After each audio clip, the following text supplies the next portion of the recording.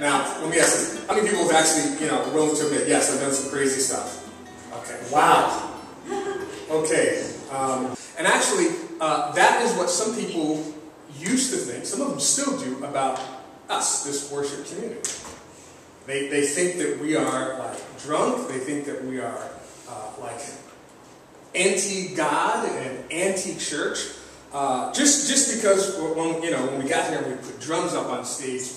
Not something you do in a traditional church. So a lot of people are like, oh my gosh, you guys are blaspheming. You're not honoring the sanctuary.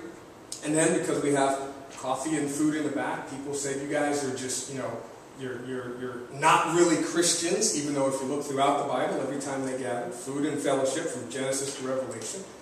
And then they looked at me and said, because you're not in a robe or in a shirt and tie and preaching, that you're not honoring, God or the Bible. But if you think about it, when Jesus went out and preached, he didn't go into the synagogue and then leave the synagogue and go home, change clothes, and then go out.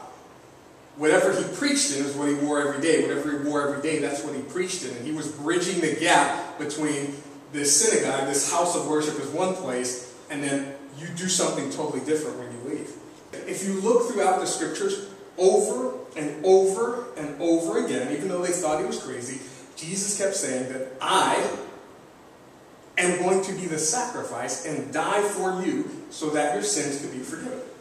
And no one understood him. He said, if you destroy this temple in 3 days, I'll raise it up. They didn't understand. He said, I'm going away to the Father, and now you see me, soon you will see me no more. They didn't understand.